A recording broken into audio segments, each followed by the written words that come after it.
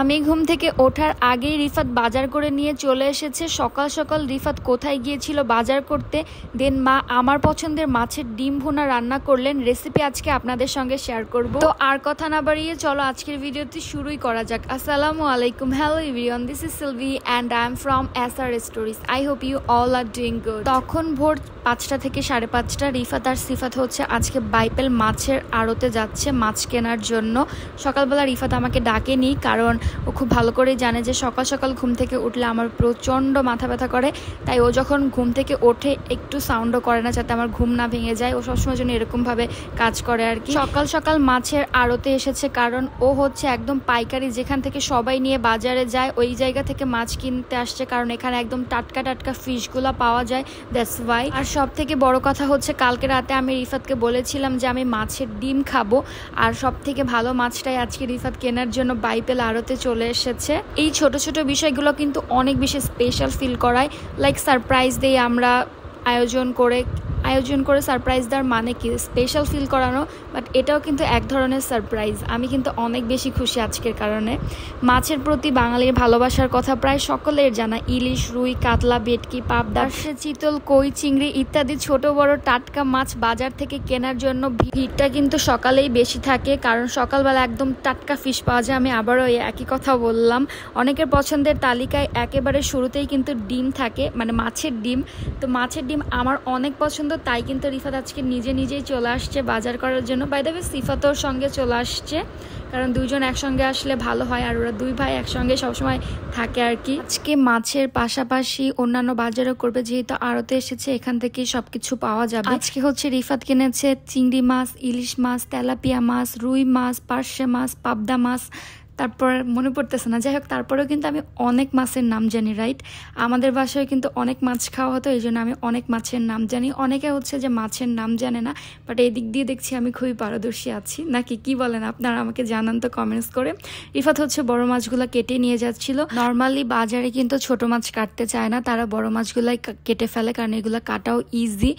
আর বড় মাছের কাটাও বেশি শক্ত থাকে, তো ওদের বটিতে অনেক বেশি ধার থাকে, তো এটা কেটে নিলেও সুবিধা হয়।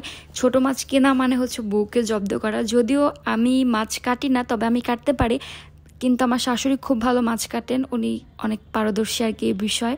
আমি পারি, কিন্তু অল্প অল্প। আমি পারি না যে ব্যাপারটা এরকম না, পারি তবে কম আর কি। রিফাত যেহেতু আজকে আড়তে এসেছে, এই জন্য হচ্ছে মাছ তো কিনলই। মাছ কেনার পর এখন হচ্ছে পেঁয়াজ, রসুন, আদা এগুলাও কিনে নিবে, শুকনা জিনিসগুলা, কারণ কাঁচা বাজারগুলো আমাদের ওখানেই পাওয়া যায়। আর এখানে পাইকারিতে লেবুও পেয়েছিল, সো লেবুও হচ্ছে যে কিনে নিল। সাহেব কিন্তু আজকে একটা ভরপুর বাজার করছে, কি বলেন? হ্যাঁ, সে কিন্তু এখন মুরগিও কিনবে। যাই হোক, মুরগিও কিনে নিল, অ্যান্ড মুরগি তো অবশ্যই ছিলে দিবে, তো ওটার প্রসেসিং আর কি চলছে। অ্যান্ড মাছ, মুরগি, সবজি না কি বলে, আদা, রসুন, পেঁয়াজগুলো কিনে নিয়ে আর কি বাসায় চলে আসছে। তো এগুলা হচ্ছে মাই ফ্রিজে রাখছেন। মা নিজের হাতে বাজার উঠাতে পছন্দ করেন, তো উনি সবসময় এগুলা করেন। তারপর হচ্ছে পাবদা মাছগুলো আর কি মা কেটে রাখছে। ওই যে বললাম মাছ কাটা এক্সপার্ট আর কি। যাই হোক, তারপর হচ্ছে এখন মা আমার পছন্দের ডিম ভুনা করবে, সেটার রেসিপি আপনাদেরকে দিব। তার আগে দেখা যাচ্ছে যে মা হচ্ছে ইলিশ মাছ ফ্রাই করছে। তো ইলিশ মাছটা হচ্ছে সরিষার তেল দিয়ে ভাজবে। সরিষার তেল দিয়ে ইলিশ মাছ ভাজলে কিন্তু আমার খুব ভালো লাগে।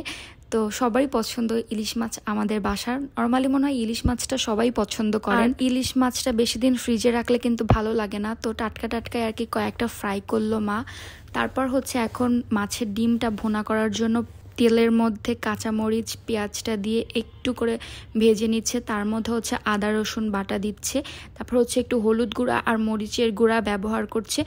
মা হচ্ছে হলুদ আর মরিচ একসঙ্গে মানে একটা কৌটার মধ্যে রাখে, এই জন্য আর কি বোঝা যাচ্ছে না। পরে একটুখানি সরিষার তেল দিল, কাঁচা সরিষার তেল আর কি। তারপরে হচ্ছে মাছের ডিমটাকে ভালো করে ধুয়ে তো আগে রেখেছিল, তো ওই ডিম মানে পরিষ্কার করা ডিমটাকে দিল, অ্যান্ড উপর দিয়ে একটু জিরার ফাঁকি বা জিরার গুঁড়া ব্যবহার করছে। অ্যান্ড নাড়াচাড়া করতে করতে একটু ভাজা ভাজা হবে, অ্যান্ড ফাইনালি কিন্তু এটা রেডি একদম। খুবই ঝটপট এটা রান্না করা হয়ে গেল, আর খুবই কম উপাদানের মধ্যে খুবই মজাদার একটি রেসিপি আজকে আপনাদের সঙ্গে শেয়ার করলাম।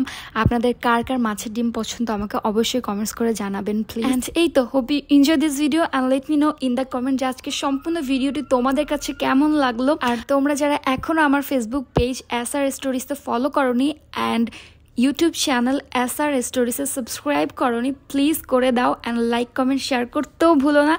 আজকে এখানেই বিদায় জানাচ্ছি। সবাই ভালো থাকবা, সুস্থ থাকবা এবং আমাদের সঙ্গেই থাকবা। আল্লাহ হাফেজ।